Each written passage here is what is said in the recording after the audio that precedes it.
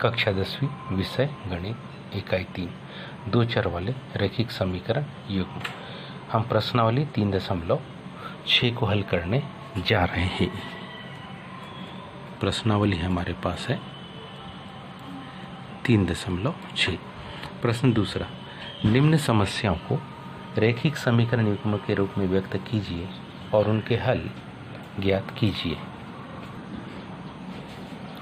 300 kilometre की दूरी पर स्थित अपने घर जाने के लिए कुछ दूरी रेलगाड़ी द्वारा तथा कुछ दूरी बस द्वारा तय करती है। यदि वह 60 किलोमीटर रेलगाड़ी द्वारा तथा शेष बस द्वारा यात्रा करती है तो उसे 4 घंटे का समय लगता है। यदि वह 100 किलोमीटर रेलगाड़ी से तथा शेष बस से यात्रा करे तो उसे 10 मिनट अधिक लगते हैं। रेलगाड़ी एवं बस की क्रमशः चाल को ज्ञात करना है। माना कि रेलगाड़ी की चाल,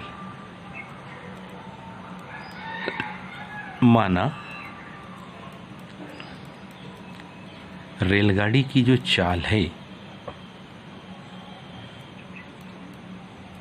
वो u किलोमीटर प्रति घंटा तथा बस की जो चाल है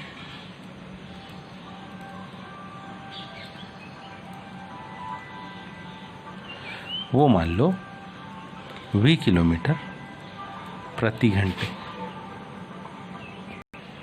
तो पहली शर्त को देखें, कौन सी? पहली शर्त अनुसार कितने किलोमीटर? वो 60 किलोमीटर रेलगाड़ी द्वारा और शेष बस के द्वारा। टोटल चली है दूरी 300। जब 60 किलोमीटर रेलगाड़ी से चलते हैं तो 300 में से 60 को हम घटा देंगे तो 240 किलोमीटर बस के द्वारा चली होगी। तो यहाँ जो कंडीशन आएगी कुछ इस प्रकार से, क्या कि 60 किलोमीटर की दूरी को वो रेलगाड़ी से तय करती है तो रेलगाड़ी उसको 60/u घंटे में कवर करेगी। 240 किलोमीटर की दूरी को उसने बस के द्वारा तय की है तो 240/v घंटे में बस इसको कवर करेगी और टोटल घंटे यहाँ कितने लग रहे हैं? 4। क्योंकि यहाँ 4 का बड़ी आसानी से भाग चला जाता है तो एक आसान सा समीकरण आपको मिलेगा, इसलिए हम 4 का यहाँ भाग दे दें। 4 का भाग दे देने से 4 एकम 4, 4 अपन 6, 20। ये हो जाएगा कितना? 15/u धन 4 का यहाँ भाग दे देंगे तो यह आ जाएगा 60/v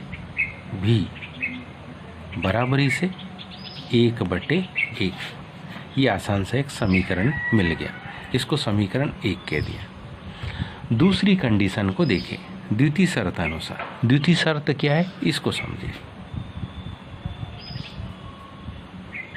द्वितीय शर्त अनुसार,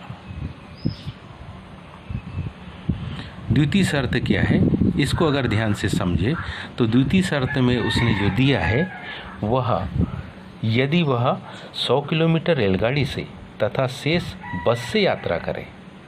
अब टोटल दूरी 300 में से 100 रेलगाड़ी से चलती है तो 300 में से जब 100 को हम घटा देंगे तो निश्चित है 200 बचेगा। मतलब 100 किलोमीटर रेलगाड़ी से और 200 किलोमीटर बस से। तो जो समीकरण बनेगा कुछ इस प्रकार से बनेगा, क्या? 100/u धन 200/v। लेकिन दाहिनी तरफ कितना? तो ऐसी कंडीशन में उसे कितना? 10 मिनट, तो उसे 10 मिनट अधिक लगते हैं। अब ये 10 मिनट को हम कन्वर्ट करेंगे तो हम जानते हैं कि जो 10 मिनट होंगे उसको हम ऐसा चेंज कर सकते हैं, क्योंकि 10 मिनट को अगर आप घंटे में बदलना चाहें तो ये आ जाएगा क्या? 10/60 यानी कि क्या? 1/6 घंटे। और 1/6 घंटे का 4 से 1/6 में अगर आप गुणा कर देंगे तो ये माना जाएगा 4 से 1/6 यानी कि ये बन जाएंगे 6 चौक 24, 25/6 घंटे। 25/6 घंटे। 10 मिनट अधिक अगर समय लेते हैं तो ये टाइम कवर कितना बन गया? 25/6 घंटे।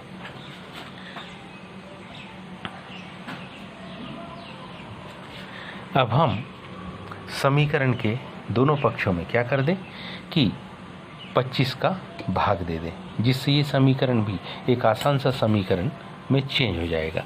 तो 25 का भाग दे देने से ये हो गया 25 चौके 100, 4/u।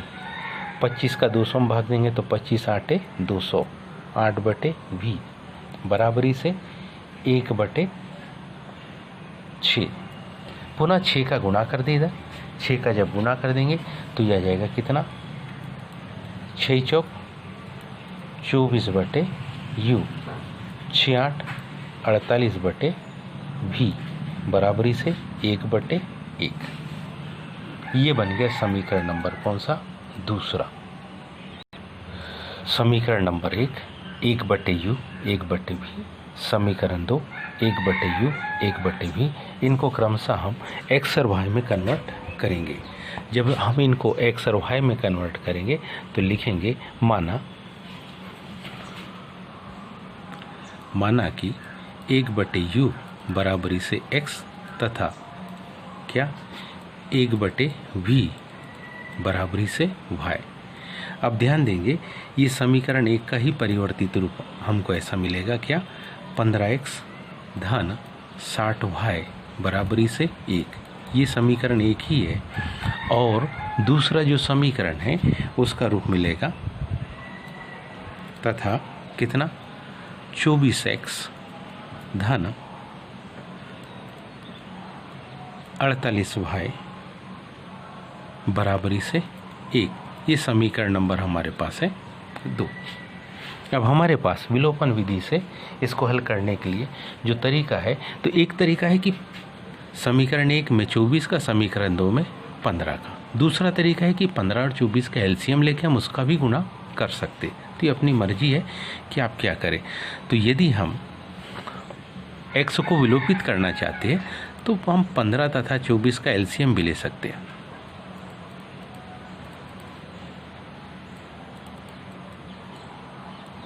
पंद्रह और 24 का हम क्या ले लेंगे? एलसीएम। हम में से सब जानते हैं कि जब हम 15 और 24 का एलसीएम लेंगे तो वो कुछ इस प्रकार से आएगा। देखिए 2 का भाग पहले जाता है, तो इसलिए पहले 2 का भाग देंगे। तो 2 का भाग देने पर 2 का भाग दे दिया, फिर 2 का भाग जा रहा,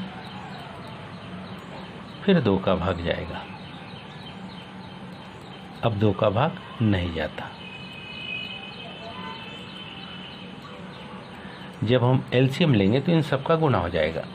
तो इन सब का गुणा होने पर जो एलसीएम आता है वो हो जाता है 2 2 दूनी 4, 2 तिया 4 दूनी 8, 8 तिया 24, 24 पंचे 120। हमको 15 तथा 24 का एलसीएम 120 आया। इसका मतलब है कि इन दोनों का हम 15 तथा 24 का हम HCF लेते हैं। तो HCF हमको वह संख्या मिल जाएगी जिसका हम दोनों में गुणा कर दे तो यह आ जाता। तो दोनों में का जो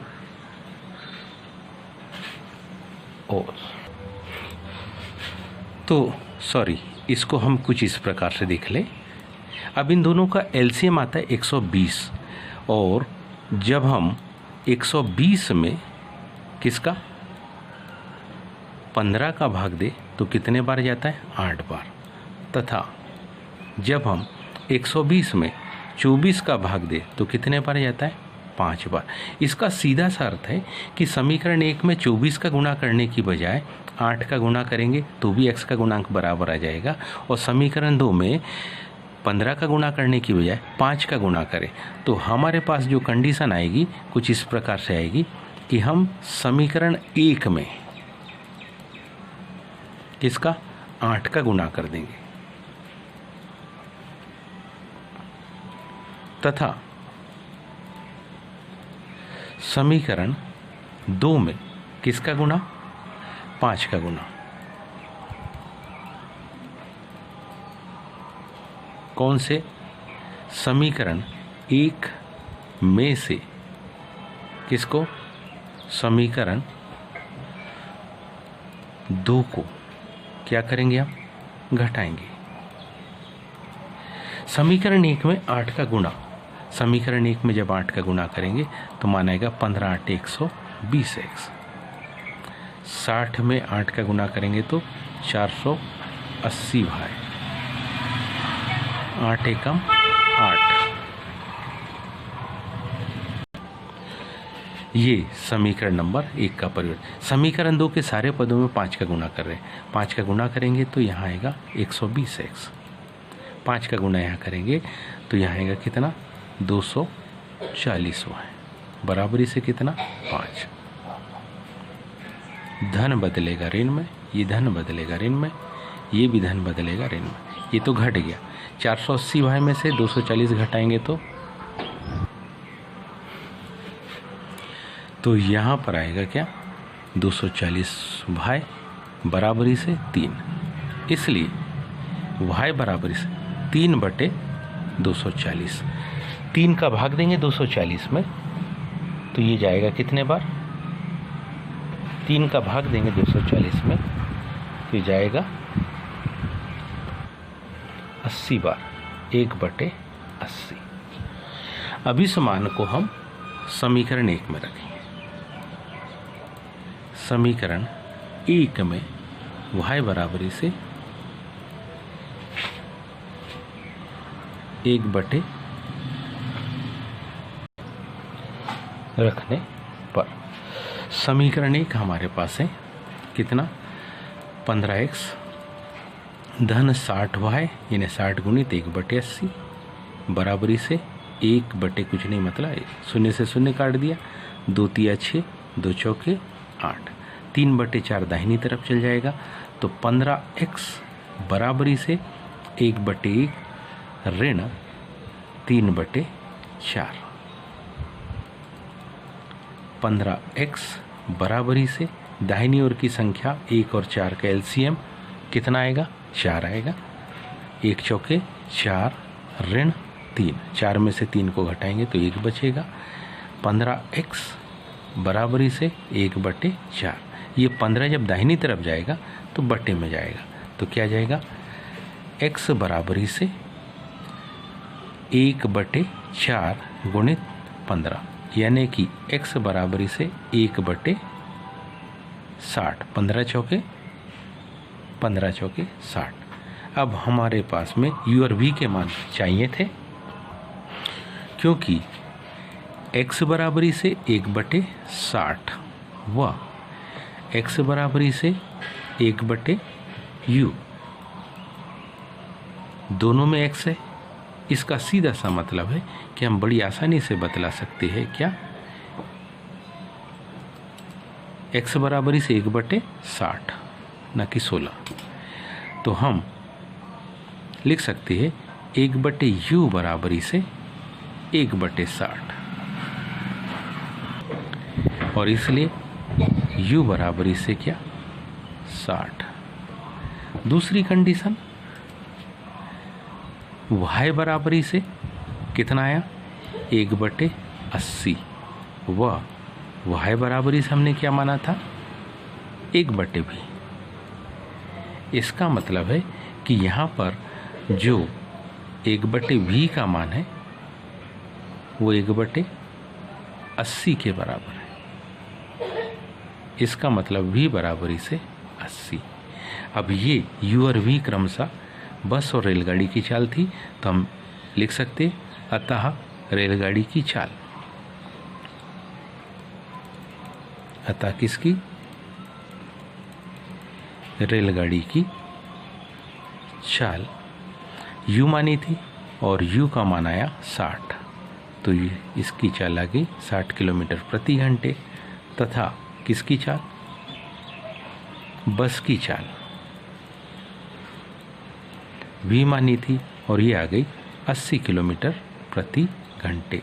उम्मीद है ये सबको समझ में आया होगा। हम इसको ध्यान से समझे, परीक्षा के लिए एक इम्पोर्टेंट प्रश्न है ये। आज के लिए इतना ही, शेष कल। धन्यवाद।